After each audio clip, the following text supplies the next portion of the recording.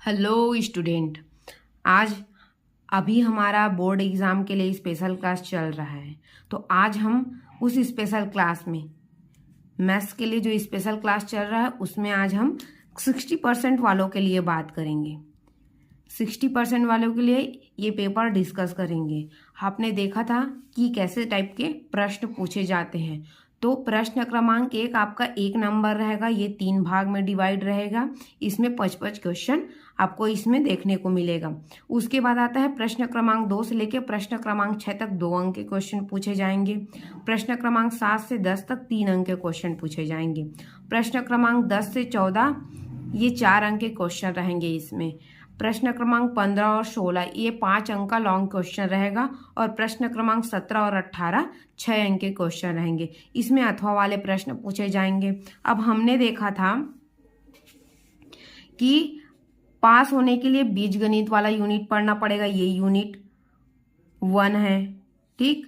वाणिज्य गणित के लिए हमको वाणिज्य गणित ये आपका यूनिट 3 है। ज्यामिति आपका यूनिट 6 है।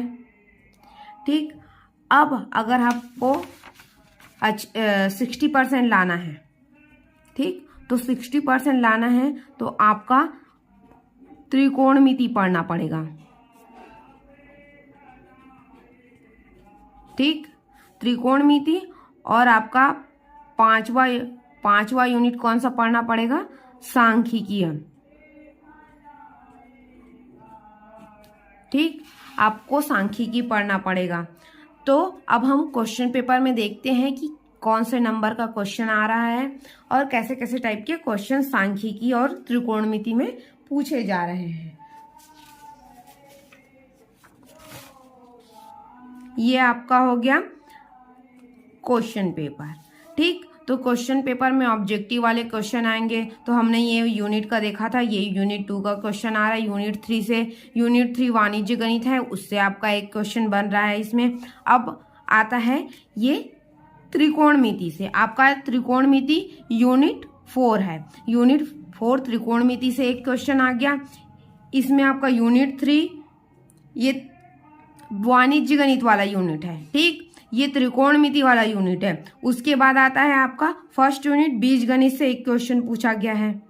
ठीक। तीनों यूनिट से एक एक क्वेश्चन ऑब्जेक्टिव वाले पूछे गए हैं। उसके बाद हमारा 5वां क्वेश्चन आता है, ये आपका यूनिट 1 से पूछा गया है। ठीक। यूँ तो यूनिट 1 से 2 क्वेश्चन पूछे गए हैं। अब खाली स्थान की बारी आती है। तो इस रिक्त स्थान की पूर्ति कीजिए में एक आपका त्रिकोणमिति से क्वेश्चन है। त्रिकोणमिति से 1 अंक के 2 क्वेश्चन पूछे जाएंगे।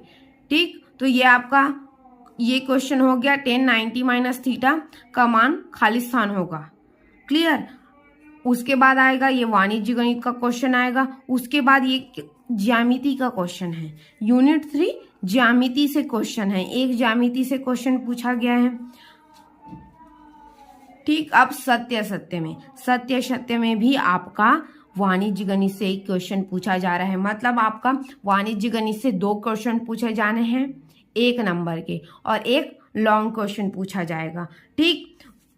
ज्यामिति से भी 2 क्वेश्चन पूछा जाएगा, जिसमें से आपका ये अर्धवृत्त पर बना कोण 90 डिग्री का होता है कि नहीं होता, ये सत्य वाला क्वेश्चन आपको इसमें पूछा जा रहा है। अब हम 2 अंक वाले क्वेश्चन देखते हैं।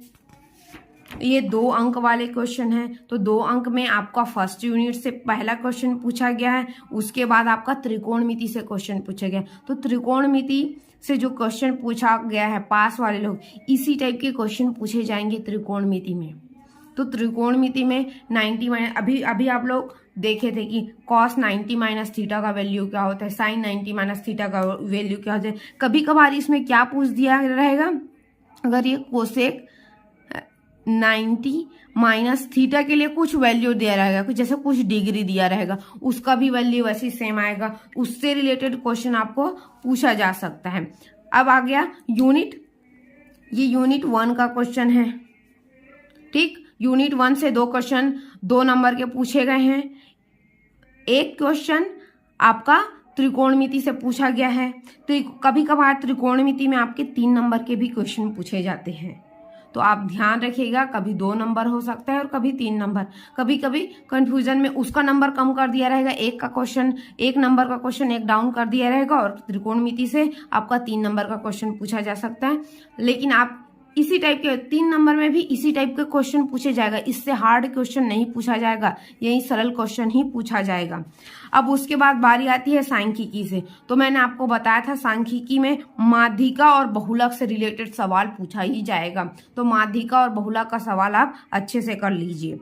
त्रिकोणमिति और सांख्यिकी इन दोनों में से कौन से क्वेश्चन आएंगे उसका मैं पूरा डिटेल बता रही हूँ। तो आप मेरे चैनल को लाइक करें और सब्सक्राइब करें। आगे बने रहने के लिए मेरे चैनल को सब्सक्राइब करना प्लीज ना भूलें। अब हम देखते हैं ज्यामिति से। ठीक, ज्यामिति से ये आ गया आपका यूनिट 1 से ये क्वेश्चन हो गया, ये 3 नंबर का क्वेश्चन है। ज्यामिति से भी आपका क्वेश्चन पूछा जाएगा, 4 नंबर का क्वेश्चन पूछा जाएगा। तो हम ऑब्जेक्टिव वाले अथवा वाले प्रश्न, लॉन्ग क्वेश्चन देखने जा रहे हैं। ठीक, अब बारी आती है आपकी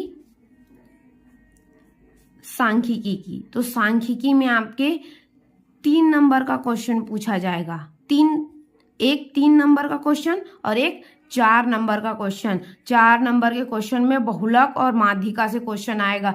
आप कुछ भी ना करें, लेकिन सांख्यिकी से बहुलक और माध्यिका, इससे फॉर्मूला बेसिस क्वेश्चन, इस टाइप के क्वेश्चन आपको बनाने आने ही चाहिए, इससे क्वेश्चन पूछा ही जाएगा। इसी बहुलक और माध्यिका से आपका ये 4 नंबर का क्वेश्चन बन जाएगा और एक आपका 3 नंबर का क्वेश्चन बन जाएगा। ठीक, अब बारी आती है ज्यामिति की। ज्यामिति में आपको ये सिद्ध करने वाला क्वेश्चन एक पूछा जाएगा जो 3 नंबर का होगा। ये 4 नंबर का क्वेश्चन है। अथवा वाले प्रश्न 4 अंक के होंगे। तो ये अथवा में आपको एक टाइप के क्वेश्चन आने चाहिए, जैसे समकोण त्रिभुज के बेसिस पे क्वेश्चन पूछा जाता है। ठीक, तो उसको याद रखना।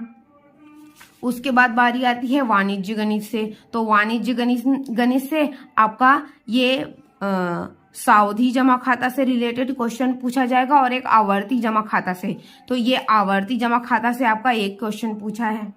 ठीक, उसके बाद बारी आती है आपकी वेतन वाले क्वेश्चन की बारी आती है। ये थोड़ा लॉन्ग रहेगा, लेकिन ये बस बनाने में बहुत आसान रहेगा।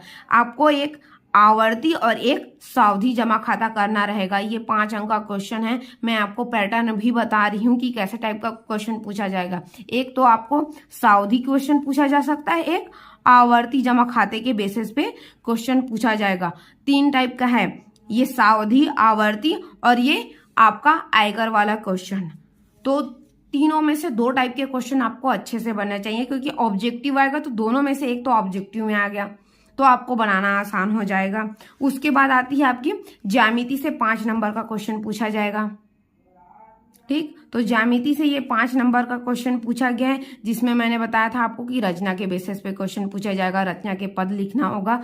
तो ये है, ये त्रिभुज की रचना के लिए आपका कुछ वैल्यू दिया रहेगा, उसके अंदर आपको परिगत वृत्त बनाना है या आउटर वृत्त बनाना है, इससे रिलेटेड क्वेश्चन पूछा जाएगा। तो आप इसके चित्र आप स्केल से बना सकते हो, प्रॉपर ये यहाँ से काटना है, डिवाइडर से करके बनाता है। अब डिजाइन बना लेना और रचना के पद अपने हिसाब से लिख लेना। अगर नहीं बन रहा है तब, और आपको पढ़ाने का मतलब है कि आप जाके एक बार इसको रिपीट देख लीजिए, कैसे टाइप का सॉल्यूशन आपके बुक में दिया रहेगा। ये सारे बुक के ही क्वेश्चन पूछे जाएंगे, बाहर के क्वेश्चन नहीं पूछे जाते, तो आप देख लीजिएगा। आपको चित्र भी अगर वहाँ पे नहीं आ रहा है तो आप में दिया गया है कि परिगत वृत्त बनाना है, तो त्रिभुज बना दीजिए, उसमें वृत्त बना दीजिए। और क्या बोलते हैं, डिवाइडर से, जैसे डिवाइडर में चाप करता है उसका डायग्राम बना दीजिए। बाकी अपना आप ये लिख सकते हो, रचना के पद लिख सकते हो कि इतना डिग्री का ये किए और ऐसे किए हैं करके रचना के 2-3 पद लिख सकते हो। उसमें आपको आराम से 4 नंबर मिल जाएगा, क्योंकि आप डायग्राम बनाना नहीं भूलोगे। डायग्राम बनाओगे तो 4 नंबर मिलेगा ही मिलेगा। तो इसमें आपको 5 में आराम से 4 नंबर मिल जाएगा, पासिंग नंबर आपका आ जाएगा। तो ये करना ना भूले। एक मैंने बताया था त्रिकोणमिति से कुछ कुछ टाइप के क्वेश्चन आ रहे हैं, उनको करना ना भूले। और वाणिज्य गणित से ये लॉन्ग 5 नंबर का क्वेश्चन आता है, और त्रिकोण ज्यामिति से आपका ये 5 नंबर का क्वेश्चन आता है। तो इन दोनों क्वेश्चन को तो करना आप भूलिएगा मत, ठीक।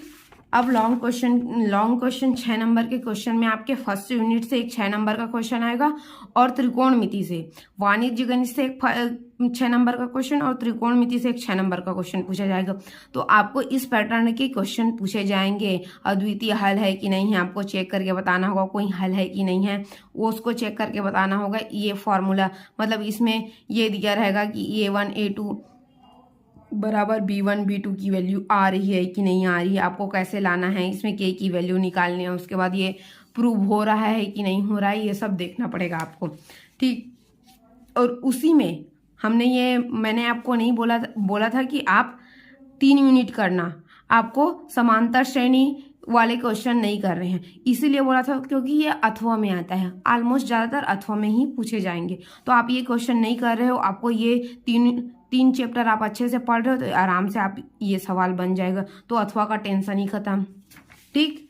अब उसके बाद आ रहा है 18 नंबर का क्वेश्चन, ये आपका त्रिकोणमिति से पूछा जाएगा, और इसी टाइप के सवाल पूछे जाएंगे।